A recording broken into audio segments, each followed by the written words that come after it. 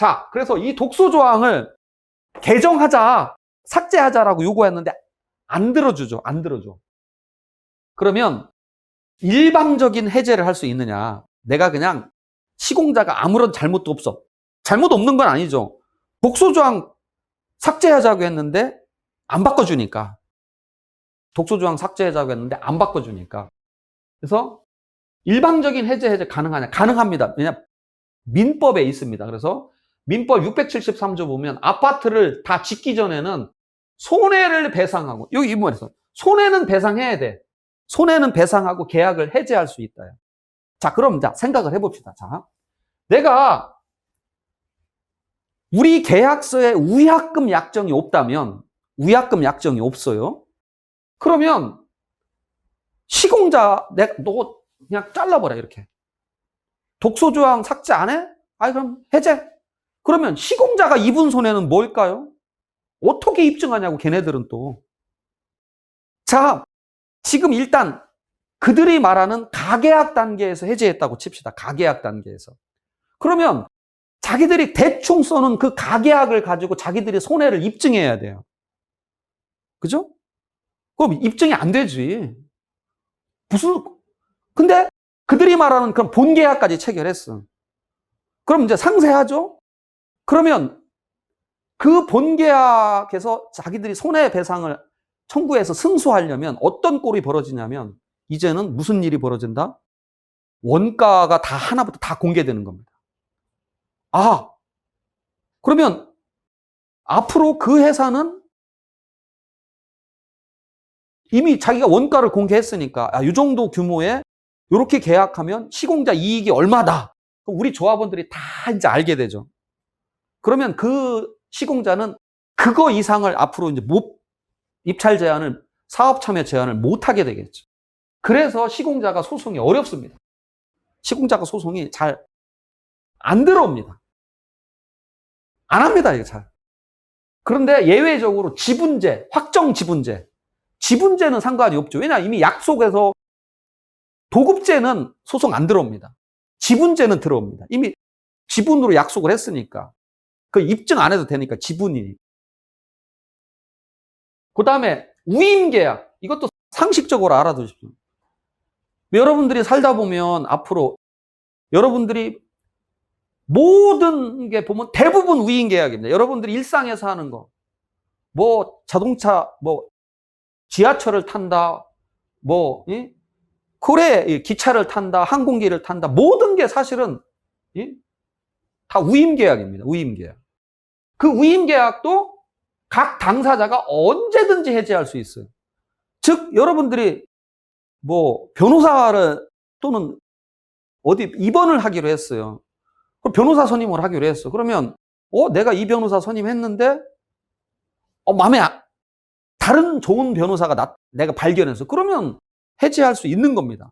단 무슨 얘기냐? 부득이한 사유 없이 불리한 시기에 하면 역시 손해는 배상해야 돼. 쉬운 예를 들면 변호사 선임을 이제 제가 받았어요. 그래서 제가 열심히 이제 맞춰서 소장도 다 썼어. 연구해서 소장도 다 써서 시간도. 그런데 당신 이제 나 안 할래 당신하고. 이러면 내가 안 되잖아요. 그럴 때는 이제 이 손해배상 해줘야 되겠죠, 그죠? 그럴 때는 내가 이제 변호사 선임비 돌려달라고 하기가 어렵죠. 하지만 자, 내가 이렇게 했어. 근데 변호사 아무것도 아직 안 하고 있어. 아무것도 안 했어. 저 사람 연구도 안 했고 내가 그냥 돈 주고. 대부분 보면 내가 이제 변호사 선임하고 오면 막 그때서야 얘기해. 이제 아는 사람들은. 내가 누구 변호사. 그러면 야, 이 사람이 훌륭한데. 그러면 이제 막 당황하시는데 그때는 변호사 아무 일도 안 했으니까 가서 돈 돌려달라고 하시면 됩니다. 다 돌려받을 수 있습니다. 우임계약은 다 이렇게 법조문으로 해제하죠. 그 사람 잘못 없어도. 단 이 우임계약은 임의규정이에요. 임의규정. 그래서 거기다가 이 법조문으로 해제 못한다라고 써버리면 이건 작동을 안 해요. 요거는. 근데 도급계약은 임의규정이 아닙니다. 그래서 언제든지 해제할 수 있다. 단 손해만 배상해주면 되는데 위약금 약정이 없으면 시공자는 소송이 못 들어온다. 왜냐? 원가가 공개되기 때문에. 그리고 이제 문제는 그럼 위약금 약정을 제가 두자고 그랬잖아요. 그런데 제가 그러면 위약금 약정을 두면 이 조항으로 조합이 해제하면 그 위약금을 물어줘야 돼요. 약정한 돈을. 보통 10% 하죠. 공사대금의 10%. 또 우리 부동산 사고 팔 때 매매대금의 10%가 위약금으로 약정됩니다. 그건 막 보통 그런데 그러면 변호사 해제 아니 조합은 시공사 잘못 없으면 해제 안 합니다. 왜 해요? 그죠? 조합은 안 해요. 시공사 해제. 일방적으로 왜 하겠어? 잘못이 없는데. 그래서 만약에 여러분들이 이 강의를 들으시는 조합 관계자나 조합원들이 계시다면 아까 같은 이런 독소조항 이걸 삭제를 요구하고 안 하면 이 조문에 이거에서 해제를 검토해봐라. 이 일방적인 해제를 검토해서 뭐 두려워하지 마라. 이 손해배상 청구 소송은 못 들어온다. 만약에 들어와도 쉽지 않다. 만약에 들어와도 쉽지 않다. 이해하시면 되겠고요. 그 다음에 아까 연대보증은 해서는 안 된다고 말씀드렸죠. 연대보증 해서는 안 되는데 만약에 할 수 없이 한다 그러면 요 문구 구역 내 재산으로 한다. 구역 내 재산. 임원으로 재직 시만 또 조합이 잘못했을 때만 내가 책임진다. 이렇게 요즘은 연대보증하는 경우가 많습니다. 자, 구역 내 재산. 구역 내에 나의 재산으로만 연대보증 책임을 지겠다. 이 뜻은 무슨 얘기예요? 내 구역 내에 있는 아파트 요것만 가지고 책임지게요. 다른 구역 바깥에 있는 뭐 토지라든지 아파트 이거는 책임 안 진다는 거죠. 구역 내 재산으로만 책임지겠다. 그렇다면 이제 이렇게 연대보증 하시고 나서 어떻게 해야 되겠죠? 이제 바로 후속 조치를 해야죠. 이제 연대보증을 하시고 나면 이제 좀 예를 들어 아파트가 10억짜리인데 뭐 거기 만약에 이렇게 좀 이렇게 뭐 대출이 한 10억 설정돼 있으면 시공자 가압류 안 합니다. 해봤자 소용 없으니까요. 이렇게 연대보증은 이렇게 정리하고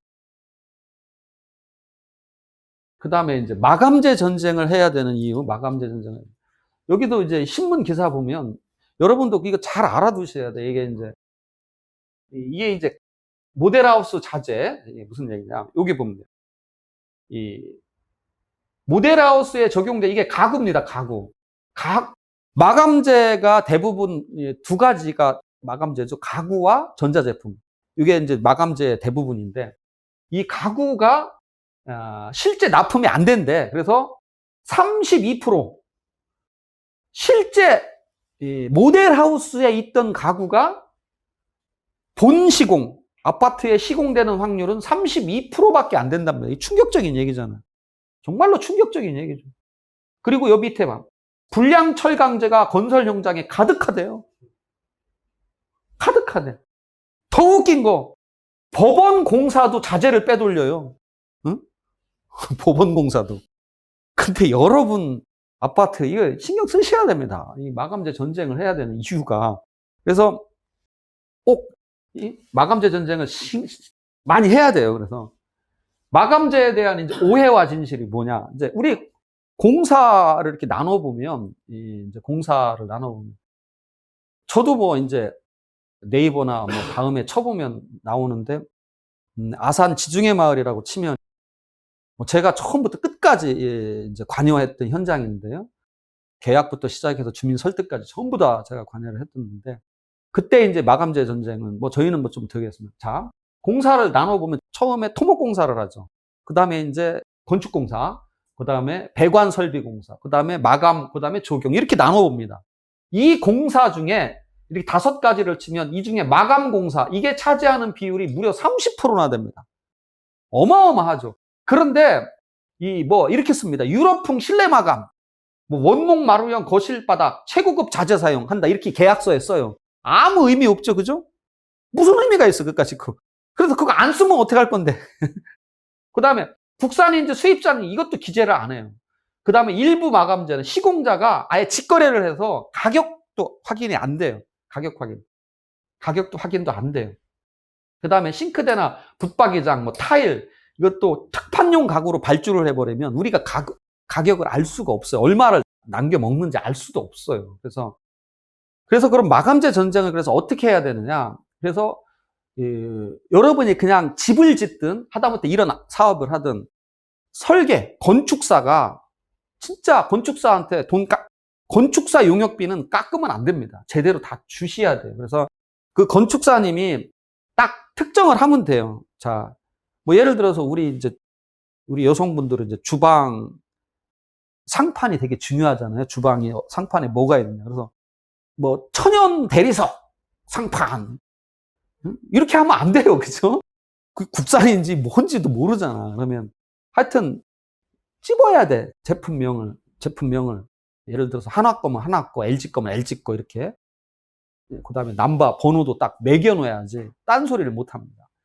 매겨 놓아야지 딴소리를 못 합니다. 그리고 또 한 가지 이제 마감재 계약을 할 때 전자제품은 그렇게 특정해 놓으면 안 돼요. 전자제품은.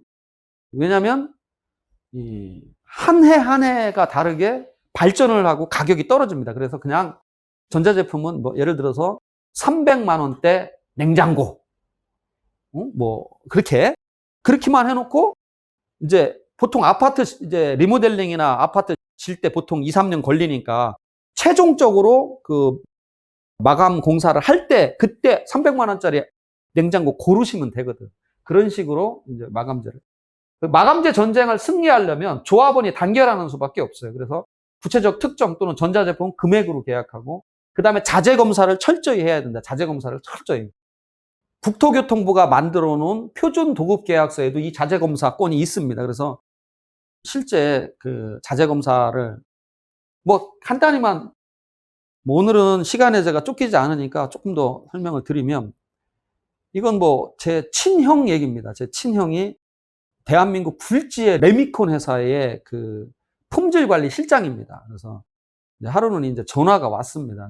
여러분들이 아시다시피 이제 레미콘은 뭐가 중요하냐면 지금 자연산 강모래가 거의 없습니다. 자연산 강모래가 거의 없어요. 그래서 두 가지를 씁니다.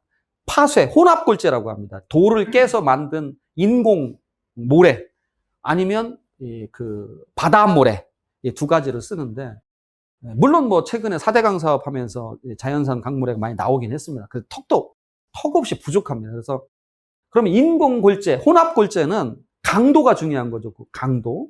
그 다음에 바닷모래는 얼마큼 몇 번 세척을 했느냐, 염분이 얼마큼 남아있느냐. 이게 가장 중요합니다. 그래서 이제 큰일 났다. 이 현장 소장이 우리 보낸 레미콘 차를 그대로 정문에서 잡아서 품질 관리 기관으로 직행해가지고 해봤더니 안 맞는 거야. 하필이면 그 레미콘 차가. 그래서 야 이미 기초 많이 타설했는데 다 뜯으란다 이거. 어떻게 하면 좋냐 그래서 큰일 났다. 그래서 뭐 이제 제가 뭐 그럼 승부를 봐야죠. 뭐 어떻게 하겠습니까? 그래서 어쨌든 그 해결 과정은 뭐 제가 여기서 유튜브로 말씀드릴 건 아니고. 그래서 결론은 어떻게 됐냐? 그 다음부터 그 현장은 형이 정말로 신경 써서 레미콘 보냈어요. 또 그럴까봐. 또 검사할까봐. 완전히. 그러니까 검사를 그렇게 철저히 하면 해야 됩니다. 그 다음에 감리를 감독하라. 뭐 제가 대한민국 감리 하시는 분들을 뭐 제가 비호하거나 뭐 그런 뜻은 절대 아닙니다. 절대 아니지만 사실 감리 하시는 그 비용이 설계 비용보다도 이렇게 많습니다. 많은 경우가 태반입니다. 그래서 근데 어쨌든 제가 이제 물론 감리 하시는 분들은 당연히 시공자와 밀접하게 대화도 해야 되고 밀접하게 이렇게 이제 하셔야 되는데 극히 일부. 제가 진짜 이건 실제 싫어합니다. 진짜 싫어합니다. 아니 감리가 투잡을 해요. 심지어 어떤 재건축 조합의 추진위원장도 하십니다. 좀 충격적이지 않나요? 그죠? 아니 감리가 현장에 있어야지 어떻게 투잡을 뛰냐고.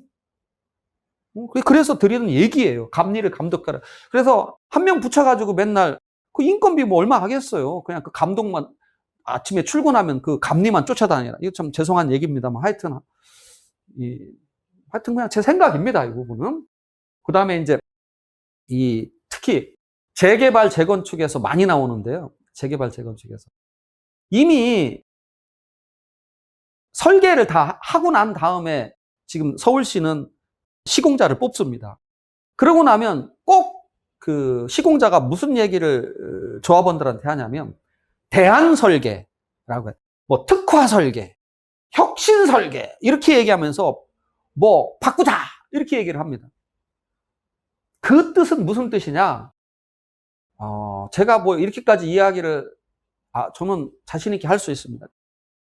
대안설계, 혁신설계, 특화설계는 조합원들 보고 돈 더 내라 그 뜻입니다. 대안설계, 혁신, 특화 이거 하지 마세요. 이거 뭐 왜? 아니 어떻게 생각을 해보자고요. 아니 설계는 설계자가 하는 거지 무슨 시공자가 뭐 특화를 하고 혁신을 합니까?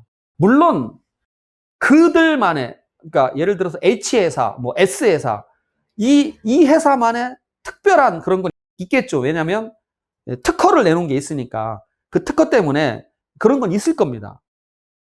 그러면 자 그렇게 하면 이걸로 인한 비용은 전부 시공자가 알아서 책임져라. 우리한테 부담시키지 마라. 그래서 서울시 정비사업은 이거 하면 이제 돈 시공자가 돼야 됩니다. 조합원들한테 부담을 떠넘길 수 없도록 서울시는 만들어놨어. 그건 정비사업만 해당되는 얘기입니다. 리모델링은 해당이 안 됩니다. 그래서 물론 리모델링은 틀립니다. 그래서 저는 턴키도 많이 하는데 왜냐하면 리모델링은 부수고 하는 게 아니라 이 골조를 다 유지를 하기 때문에 어쨌든 이런 말씀을 좀 드리고요. 그 다음에 현장 소장이 가장 중요하다. 현장 소장이 여기 보면 이제 자 세계일보 조폭 뺨치는 갑질 병폐 기업 윤리 어디로 갔나 해서 이 회사의 임직원 11명은 하청업체를 상대로 4년 동안 6억이 넘는 돈을 뜯어냈다. 이렇게 뜯어내면 하청업체는 어떻게 할까요? 그 뜯기고 말까요? 뜯기고 말까 과연? 그죠? 어떻게 하겠어요? 부실자재를 납품하든가. 그리고 얘들은 눈 감아주는 거죠. 그죠? 눈 감아. 사실 생각을 한번 해보자고요. 도급순위 1등부터 보통 우리 재개발 재건축이나 리모델링 같은 경우에는 보통 1등부터 10등 내에 회사가 옵니다. 물론 이제 땡땡 회사는 저 밑에지만 대한민국에서 리모델링에서 최고의 실적을 갖고 있는 회사가 하나 있잖아. 지금 뭐 저 밑에 도급 순위는 밑에 있지만 어쨌든 땡땡 회사, 뭐 SS 회사 이렇게 있잖아요. 그러면 어쨌든 참 뭐 어떤 차이가 날지는 모르겠어요. 시공하는데 다 잘한다고 저는 생각합니다. 다 잘한다. 다 잘한다. 잘한다. 잘한다. 잘못했다고 생각하지 않고 다 잘한다. 그런데 다 잘하는데 가장 중요한 건 현장 소장. 이 현장 소장이 이렇게 부패한 사람은 다 부패한 하청업체 임직원만 하청업체만 데릴 거예요. 여러분들 시공자는 망치 하나 안 갖고 얘네들 대부회사입니다. 대부회사 시공자는 실질적으로. 현장 소장 망치 하나 안 들고 옵니다. 전부 다 줍니다. 전부 하도급 줍니다. 그래서 현장 소장이 청렴한 사람이면 그 밑에 전부 청렴한 하청업체를 거느리고 있습니다. 아파트 품질은 절대적으로 현장 소장이 좌우한다. 그래서 입찰지침서에 현장 소장 추천권을 좀 기재하고 또 매년 그럼 어떻게 우수한 현장 소장을 찾을 거냐? 매년 우수 아파트 선정을 합니다. 신문이나 텔레비에서. 그러면 거기 찾아가서 정말 그 현장이 누구냐? 그러면 그 사람 감사표 받은 현장 소장이 있습니다. 그 사람을 좀 우리 현장에 좀 투입해 달라. 이렇게 얘기하면 시공자는 뭐라고 하느냐? 그건 내정 간섭이다 얘기합니다. 내정 간섭. 내정 간섭 좀 하면 어때요? 아니 현장 소장 자기 회사 직원 중에 우리가 좀 고른다는데 그러면 안 뽑으면 돼. 그 회사. 입찰 지침서에 넣어버려. 현장 조사 추천하겠다 우리가. 그거 거부하면 자격 박탈하고 나중에 계약 해제한다. 이렇게 넣으면 됩니다. 그 다음에 이제 위약금은 아까 말씀 많이 드렸어요. 위약금은 손해배상에 여러분들이 살면서 이건 진짜 알아두셔야 돼요. 아까 얘기 드렸죠? 손해배상 예정, 위약금, 위약벌이라는 용어가 있는데 이건 같은 말입니다. 이건 손해배상 예정, 위약금. 이게 무슨 뜻이냐면 우리나라는 손해를 내가 다 법률적으로 어떠한 손해를 입었는지를 일일이 입증을 해야 됩니다. 입증을 해야 됩니다.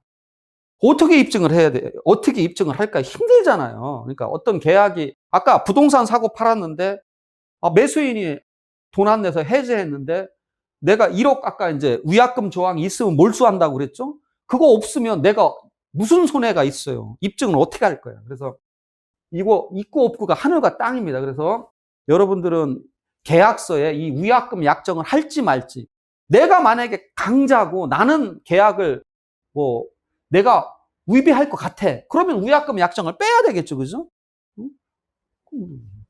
나는 절대로 이 계약 지킬 거야 하면 위약금 약정 넣어야죠. 상대한테 우겨서. 넣어야죠. 그리고 제발 좀 우리 중개사님들은 거기다 넣지 마시고 밑으로 좀 빼셔야 돼요. 특약에다. 그리고 그럼 위약벌하고 위약금 차이는 뭐냐? 위약금은 너무 많으면 판사님이 감액을 할 수 있어요. 하지만 위약벌은 감액이 불가합니다. 판사님이 감액을 못 해요. 그러니까 이건 더 무서운 거예요. 그래서 어떤 사람이 계약서에다가 위약벌이란 단어를 넣고 오면 얼굴 한번 다시 보시고, 이분은 이 계약을 반드시 지키려고 하는 아주 신의에 찬 사람이다. 이렇게 생각을 하시면 돼요. 그래서 여러분들이 어떠한 계약을 체결해도 이건 뭐 계약이라고 하면 완전히 범용입니다. 그러니까 그래서 위약금 약정, 위약벌 약정을 할지 말지를 계약서 작성할 때 가장 중요한 게 뭐냐면 이거 넣을지 말지, 그 다음에 어떤 경우에 내가 헤어질지, 해제 조항, 어떤 사정이 생기면 내가 헤어질 거냐, 요 해제 조항, 이 두 가지가 굉장히 중요한 겁니다. 그래서 이 위약금 약정을 할지 말지를 잘 해야 된다. 그 다음에 이제 마지막 거의 다 왔는데요. 리모델링의 조합의 주요 분쟁 사례를 보면 조합 설립을 할 때는 동의율을 갖췄느냐, 그 다음에 동의서에 아까 비용 분담이 제대로 기재되어 있느냐, 이런 거 좀 잘 신경 쓰시고, 그 다음에 이제 두 번째 분쟁 많은 게 당연히 조합장, 이사, 감사, 임원 분쟁이죠. 임원 선임 해임 문제, 그래서 특히 해임할 때 발의 정족수, 몇 명이 이상이 해야 총회를 소집할, 도시 및 주거환경 정비법은 10%라고 있습니다. 법에 10%가 있습니다. 이렇게. 근데 주택법은 아무 규정이 없어요. 그래서 그 다음에 법원 소집 허가 여부, 이것도 예를 들어서 지금 임원이 내가 싫다, 해임 당하는 거 싫다라고 하면 발의 정족수를 좀 높여야 되겠죠. 높이든가 법원 소집 허가를 얻으라고 하면 쉽지 않겠죠. 그 다음에 사임, 요것도 이제 사임도 상식적으로 꼭 좀 알아두실 게, 사임은 이제 예를 들어서 이런 경우 착각을 하는 수가 많아요. 아침에 출근해서 이사가 조합장한테 사표를 뜩 내요. 아니면 사표 안 내고 나 그만둬? 응? 그래서 조합장이 녹음했어. 아니면 이제 다 들었어. 직원들 입증을 해야 되니까 그만둔다는 말은 입증이 됐어요. 그런데 저녁에 와서 아니야, 그거 가짜야. 이거 안 된다는 거예요. 사임은 말하는 순간 이미 사임 된 거예요. 끝난 거예요. 말하는 순간 사임 된 겁니다. 그래서 단 내가 그걸 말할 때 조건을 걸으면 돼. 그럼 그 조건이 성취되면 사임이 되는 거죠. 조건이 성취되면. 근데 아무 말 없이 나 사임이야, 나 사표, 그러면 그냥 그 순간 끝이다. 참고적으로 알아두시고, 그 다음에 이제 당연히 이제 총회 결의가 무효다, 이런 분쟁이 생기죠. 이때는 이제 소집 절차를 철저히 준수를 좀 조합에서는 해주시고, 그 다음에 아까 의사정족수, 의결정족수, 이것도 아까 성원 보고를 처음에 회의 열릴 때 하지만 막판에 조합원들이 많이 떠났으면 그 성원 보고를 다시 해서 그 의사정족수를 낮추는 것도 하나의 좋은 방법입니다. 그 다음에 용역업체 선정, 용역업체 선정에서 많이 싸우죠.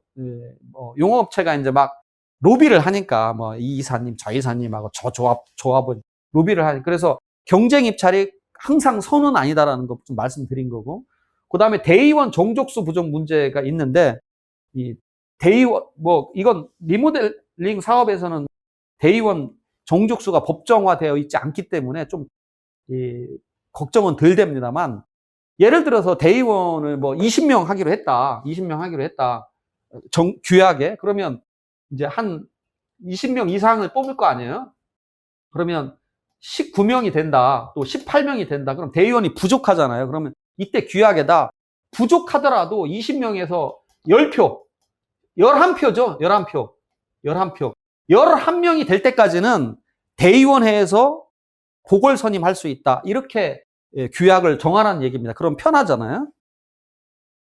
그리고 이 대의원의 그 회의도 11표를 얻으면 효력이 있다. 이렇게 규약을 적어놓으면 굉장히 편합니다.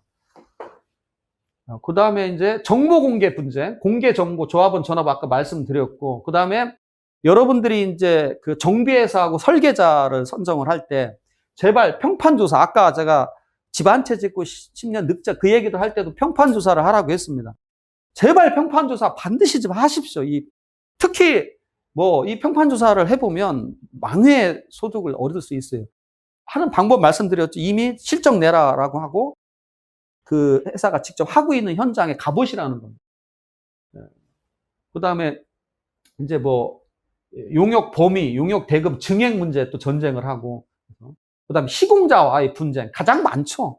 시공자는 이 공사 대금 증액 어떻게든지 저 증액을 요구하니까 여러분들이 도급 계약서를 제대로 쓰고, 그 다음에 독소 조항 같은 걸 좀 삭제를 좀 하셔야 됩니다. 자, 이제 마지막으로 그럼 도대체 어디에 내가 투자처를 잡을 거냐? 도대체 어디에 내가 어떤 사업이 리모델링을 하고 어떤 사업은 재건축을 할 거냐? 사실은 재건축이 좋죠. 왜냐하면 허물고 새로운 집을 짓니까. 리모델링 사업에 분명히 단점이 존재합니다. 단점. 가장 눈에 띄는 단점이 뭐냐면, 자, 일단 리모델링을 하면 층간 소음을 이렇게 없애야 되기 때문에 이 층고가 낮아지죠. 왜냐하면 거기 또 덧대는 공사를 해야 되니까. 그 다음에 이제 용적률을 높이면 당연히 이 개방감이 뚝 떨어지죠. 그 다음에 일조권도 떨어질 수가 있는 거고. 분명히 리모델링에 대한 단점이 존재합니다. 그런 단점이 존재하지만 리모델링을 할 수밖에 없는 아파트들이 있습니다. 리모델링을. 여기는 재건축이 죽어도 못하는 아파트들이 있습니다. 간단합니다. 그래서 이 건축 기준 변천사로 보는 리모델링 아파트인데, 자, 이제 건축 기준이 쭉 바뀌어 옵니다. 건축 기준에 보면 이제 배관 기준, 발코니 기준, 골조, 내진, 주차장, 용적률 이런 기준들이 있어요. 그런데 이 중에서 우리가 복잡하게 생각하지 마시고, 요거 용적률 기준, 요거 하나만 봐도 쉬워요. 용적률 기준. 우리나라 이제 아파트에 대한 용적률이 70년대, 여기 73년까지는 500%였습니다. 이거 재건축할 수 있나요? 500%짜리 아파트 재건축 못하죠? 또 주차장 기준이 있어요. 지금 이제 여러분들이, 저는 이제 미래에 어떤 부분이 이제 그냥 달리 얘기해서 저희 회사의 먹거리는 뭘로 제가 이제 보고 지금 앞으로 10년을 준비하고 있냐면, 여러분들도 아마 이 사업을 쉽게 얘기해서 집합 건물 재건축, 상가 재건축, 집합 건물 재건축 또는 리모델링. 그러니까 지금 1기 신도시, 제가 정말로 깜짝 놀랐습니다. 서현역, 분당 서현역을, 그리고 역세권입니다. 서현역에서 나와서 한 100m도 안 돼요. 100m도 안 되는 그 상가 건물에 갔더니 정말 50% 이상이 지금 벼 있습니다. 그런 역세권인데도. 이게 진짜 심각하죠. 근데 그거를 재건축을, 리모델링을 하든 재건축을 하든 해서 주상복합으로 바꿀 수만 있다면 엄청나게 가격이 뛰겠죠. 그죠? 지금, 근데 그 상가를 지금 대신 단점이 있어요. 그 상가를 지금 투자하는 임차인이 없다 그러면 미치는 거죠. 왜냐? 임대료는 안 들어오는데 보유세는 내야죠. 보유세만 내면 괜찮아요. 4대 보험 값이 올라갑니다. 4대 보험. 그것도 괜찮아요. 가장 아픈 게 뭐다? 관리비. 아주 미쳐버립니다. 잘 투자하셔야, 잘 하셔야 된다는. 하지만 대박을 칠 수도 있다는 거예요. 대박을 칠 수도. 그러니까 저도 그래서 제가 쓴 책 중에 그래서 집합건물 경매 재건축 관리 실무라고 해서 이미 책을 써고 저희 회사 먹거리로 10년 후 앞으로 향후 먹거리로 이제 준비를 하고 있는데 여러분도 이제 그쪽을 눈여겨 이렇게 바라보시면 상가나 그런 집합건물 상가 그런 재건축 또는 리모델링을 바라보시면 좋을 것 같습니다. 이 서울역 아니 시청이죠, 시청. 시청에 가면 그 재능 교육 그 건물이 있습니다. 재능 교육 건물이 있어요. 제가 그 건물이 거기 이제 서울시가 예전에 거기 임차를 해서 서울시 교육할 때마다 갔는데 갈 때마다 제가 여기 주차장을 좀 찾아봤어요. 모르겠어요. 주차장을 못 찾겠어요. 못 찾겠어, 주차장 그 건물. 그럼 그 건물은 재건축을 할 수 있을까? 하면 어떻게 돼요? 주차장을 확보를 해야 되잖아요, 이제. 리모델링을 하면 그냥 주차장 없이 지금 할 수 있는 거죠. 그래서 이 주차장 기준도 볼 필요가 있습니다. 주차장 기준. 그래서 어쨌든 이거보다 편한 건 용적률 기준. 그래서 500%. 그 다음에 이제 여기 한 73년도부터는 300%. 이것도 우리 재건축은 300%가 최대죠? 재건축 용적률은 300%가 최대입니다. 300% 받기가 쉽지 않습니다. 300% 받기가 쉽지 않아요. 그 다음에 이제 요거 80년도부터 180이었어요, 여기. 85년도까지. 180. 그 다음에 이제 85년도부터 90년도까지는 250. 그 다음에 90년도부터 여기 한 97, 8년까지는 400%예요. 용적률이. 여기 또 300%. 자, 이 300%짜리, 400%짜리, 250%짜리, 300%짜리, 500%짜리. 이거 재건축 못 합니다. 왜냐? 재건축을 하면 300%가 최대니까 500%짜리는 200%가 나가야 돼요. 못 하는 겁니다. 그런데 이거 리모델링은 아까 말씀드렸어요. 500%인데 이게 만약에 85평방미터 이하면 40%까지 용적률이 늘어날 수 있어요. 200%가 늘어나는 거죠. 4, 5, 20. 맞죠? 그럼 700%가 되는 거예요. 용적률 제한이 없습니다. 만약에 85 이하는 30%까지 용적률이 늘어날 수 있어요. 근데 재건축은 오히려 줄죠. 그래서 지금 서울시 그 리모델링 가이드라인인가 이렇게 보면 보통 아니 또 일반인들이 이야기하면 200%를 좀 기준으로 보는 것 같아요. 200%면. 그런데 아니 뭐 1대1 재건축을 할 수도 있는 거잖아요. 1대1 재건축도. 왜냐면 난 건물값만 새로 내겠다. 건물 새로 짓는데 보통 뭐 평당 한 요즘 같으면 한 550, 뭐 500에서 600 사이입니다. 그러면 뭐 그냥 쉽게 해서 500으로 치면 내가 지금 뭐 30평 아파트 있다 그러면 1억 5천이면 새 아파트 사는 거니까. 그다음에 아니죠 이제 그 도급공사비 말고 또 추가 이런 비용이 좀 더 들어가겠죠. 그러면 한 5천 더 들어간다 치면 한 2억 원이면 1대1 재건축을 할 수도 있습니다. 1대1 재건축. 근데 300% 넘는 건 1대1 재건축도 안 돼요. 못 하잖아요. 나가야 되잖아. 그래서 요 500%, 300%, 250도 저는 어렵다고 봐요. 리모델링 해야 돼. 요 400%. 요 시대에 지어진 아파트들은 다 리모델링밖에 안 돼. 이렇게 용적률로 딱 봐서 그 지금 현재 지어진 아파트의 허용 용적률이 몇 프로냐 이것만 딱 보면 죽어도 재건축 못하는 아파트들이 수두룩합니다. 서울 시내에 또 각 지자체에 수두룩합니다. 리모델링밖에 불과한 거. 그런데 우리는 리모델링에 관심을 지금 덜 기울이고 있죠. 그죠? 리모델링에 관심을 덜 기울이고 있죠. 근데 이제는 재건축이 하도 규제가 많으니까 이제 리모델링 시장도 각광을 받고 있습니다. 하지만 그건 재건축을 할 수 있는 아파트 얘기고 아예 재건축이 불가한 이런 아파트들은 리모델링밖에 안 된다. 그리고 요즘은 리모델링 공사 기법이 발달해서 정말 리모델링 하면 완전히 뭐 새 아파트 버금갑니다. 물론 답답하긴 하죠. 이제 내력벽을 허물어 못하니까 그 공간 활용을 제대로 못하는 단점은 있는데 어찌 됐든 여러분들이 뭐 주식으로 얘기하면 포트폴리오라고 그러죠. 여러분들 재테크 포트폴리오에 이런 리모델링 사업도 하나 이렇게 좀 관심을 기울였으면 좋겠고, 또 마지막으로 한 가지 말씀드리면 상가 재건축 또는 리모델링도 마찬가지로 여러분 포트폴리오에 한번 관심을 기울이고 계셨으면 좋겠습니다. 관심을 기울이고. 그다음에 이제 하나, 둘, 셋, 넷, 다섯, 여섯, 일곱, 여덟, 아홉, 왜 10권? 제가 12권 책을 썼는데, 뭐 제가 쓴 책이고요. 이제 요게 이제 오늘 강의 내용은 우리는 재건축 대신 리모델링 한다. 요 책에 이제 자세히 들어있고, 의문점이 생기시면 매일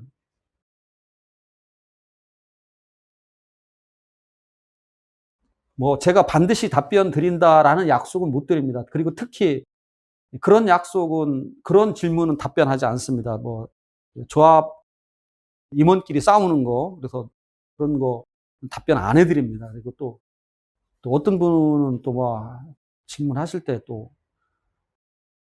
뭐 저한테 뭐 아쉬운 소리 하시면서 거꾸로 막 조속히 답변해 주세요 막 이런 거 막, 그러면 신경질 나서 안 합니다. 이걸로 마치겠습니다.